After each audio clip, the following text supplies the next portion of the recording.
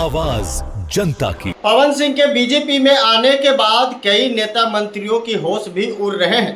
आपको बता दें कि जिस सीट से पवन सिंह दावेदारी करेंगे उस सीट से इनको लड़ना ही होगा, क्योंकि पार्टी आला कमान जो है वह इन्हें टिकट इस बार देगी। इसीलिए समझौता किया गया। उपेंद्र कुशवाहा और पवन सिंह में समझौता हुआ तो बड़े लीडर से भी पवन सिंह की मुलाकातें हुई, खबरें बहुत चल रही थी। लेकिन बेचैनी में चिराग पासवान है और जीतनराम मांझी है। एक सीट ऐसा जो पवन सिंह को मिलता है तो बौखलाहट और बेचैनी भी बढ़ सकती है। देखिए, जिस तरीके से पवन सिंह के बारे में कहा गया था कि वो बीजेपी में शामिल हुए थे तो आसनसोल से उनको टिकट दिया गया था, लेकिन उन्होंने ठुकरा दिया और काराकाट से चुनाव लड़ने का ऐलान कर दिया। निर्दलीय चुनाव भी लड़ा, लेकिन इससे नुकसान किसे हुआ भाई? तो बीजेपी को, यानी यूं कहिए एनडीए को नुकसान हुआ।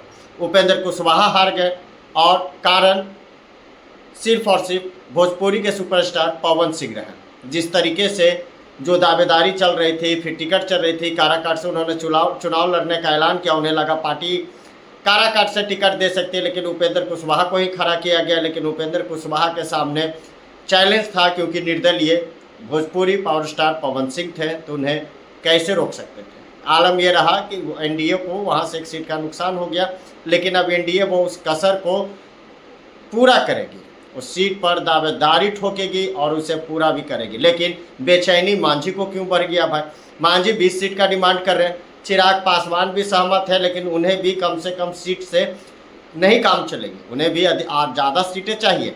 और लेकिन जिस तरीके से पार्टी में जो अभी तालमेल अभी नहीं बैठ रहा है, देखिए, क्योंकि जदयू निश्चिंत है, जदयू बड़े भाई की भूमिका में इस बार भी विधानसभा चुनाव में रहेगी। लेकिन जीतनराम मांझी का डिमांड और चिराग पासवान का प्रेशर पॉलिटिक्स आखिर क्या रंग लाती है?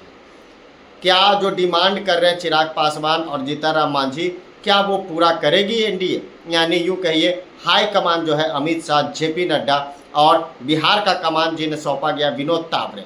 अब देखना होगा कि इस कस्मोकस में किसको कितना सीट मिलता है, और कुछ ही दिनों में आचार संहिता भी लग जाएगा। उससे पहले सीट शेयरिंग का फॉर्मूला किस तरीके से तय होता है वो देखने वाली बात होगी।